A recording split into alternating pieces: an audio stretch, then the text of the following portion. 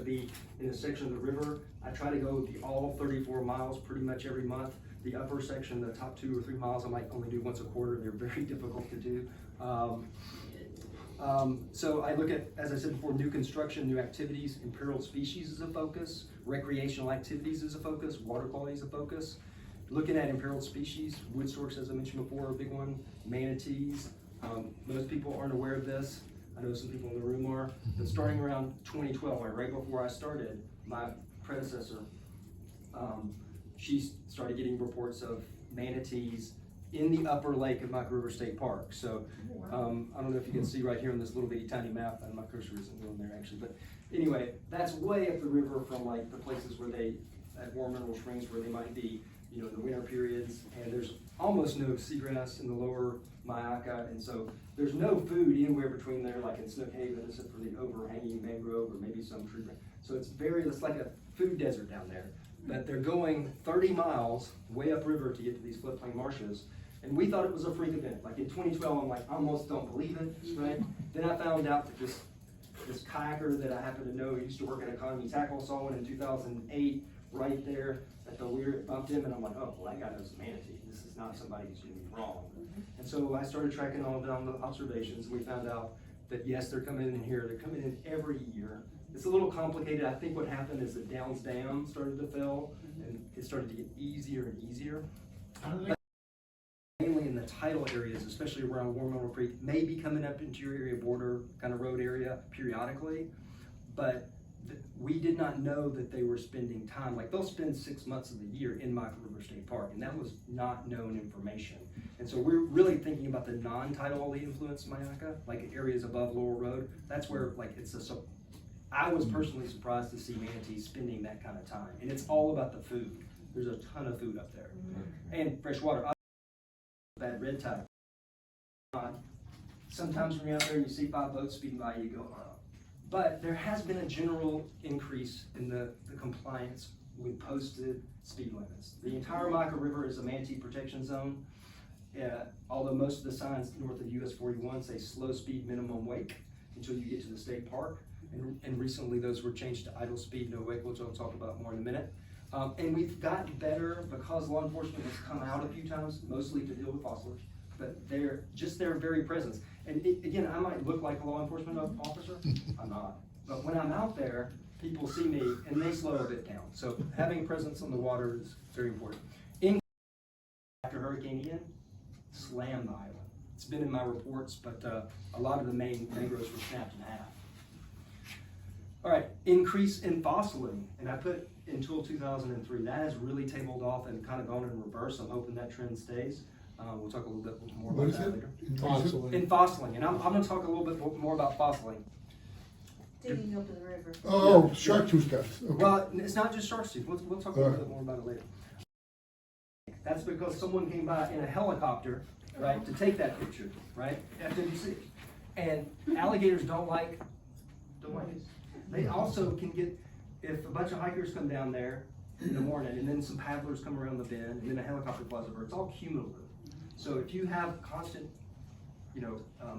interference, they're going to start changing their behavior. And so we actually had a student from New College who did some studies and basically confirmed what was obvious, that humans are impacting where they aggregate. And so that picture shows roughly 240 alligators or so. Now if you go there, to see 40 would be a pretty good day. So private land, and some of this is on state forest land, and some of this is on lands, managed by other agencies, and it becomes a problem because who's responsible? It's a tough one.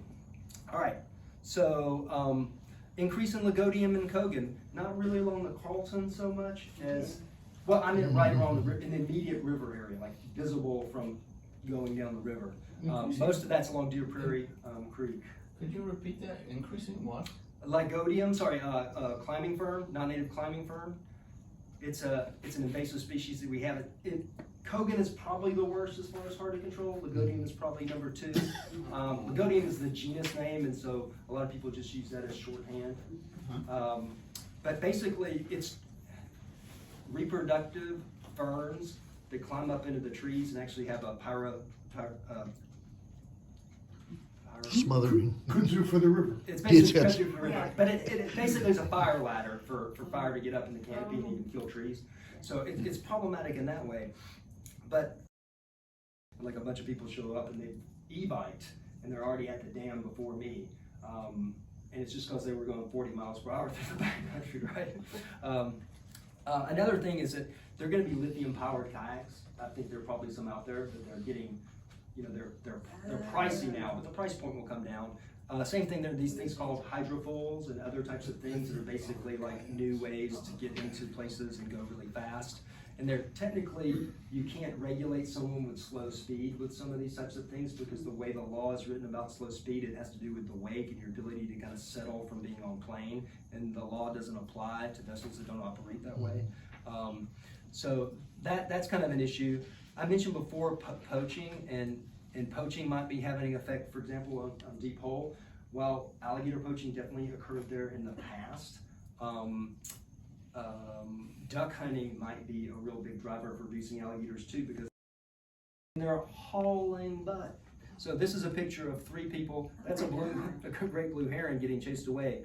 And there's an idle speed sign. They're at Snook Haven. Those people went all the way up to the lower lake later that day. I got this from a citizen who's down, and I saw these people, same people later that day in the lower lake. And they're just hauling. I mean, they're going as fast as those things will get. And of course, no way to see a manatee. You might think, well, they don't have props, but most of the time manatees get hurt. It's actually from that blunt force impact, and they die of internal bleeding. So, but these people, and again, they're not even close to slow, but they're in an idle zone. Idle. So there should be no question here.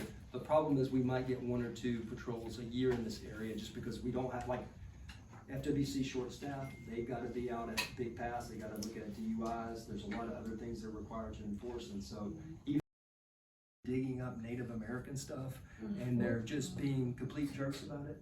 And so between those 2 things coming together, they said, okay, we're going to work on this. And they're trying to revise the entire fossil permit system, but they went ahead and wrote a letter right here, and the important part is it says there are a lot of things you can't do, digging in outstanding Florida waters, even with a fossil permit, and that's in bold from them.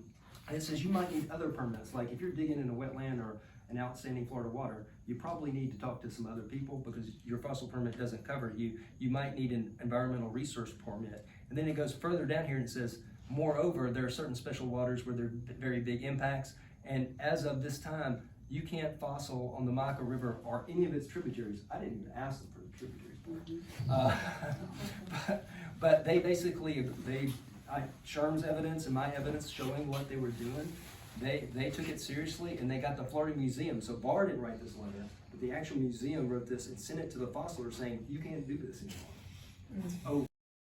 In the 70s, there were these big moves to make agricultural lands and pastures better, and that usually meant getting rid of water. And so they did a lot of berming and diking, and I'll talk a little bit more about that later. But when I say getting it right, I mean returning it to the original condition and restoring the flood. They basically shrunk the floodplain to take agricultural lands out, which made the other areas not excluded wetter more of the time.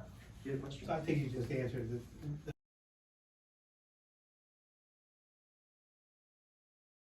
And then we got that return of some grasses. So we did try to plant some maiden cane, but to be honest, it got too wet. So FWC paid for some small test plantings, and they mostly failed. But then this is the first time on one of those transect lines I saw southern cutgrass, and so that came back on its own from the seed bank, just because we were effectively managing the progress below 10%. The native grasses started to come back. It took a year or 2. They started to come back. So we were removing, instead of 8 feet of biomass and all this stuff, we're starting to get seasonal mosaics that shift and provide a lot of habitat. And so now moving on to the Weir project, just to show you some photographs because they're worth a lot. So people probably remember this is the bypass area. So that's someone drove out with a truck to probably do maintenance. But that structure had an overlook where the little buttons that you could play and you could hear what an alligator sounds like or something. And then people would walk over that weir and go to the other side. Of course, we told people they couldn't do that anymore because we're state insured and we would get sued, and so we shut that down. But then in 2016, that blew out. order to make it a fishing reserve, they wanted to elevate that dry season water level, because in the dry season, it was normally pretty. Services for 3 years agreed to pay for that completely to take it out. I'm at 90% plans.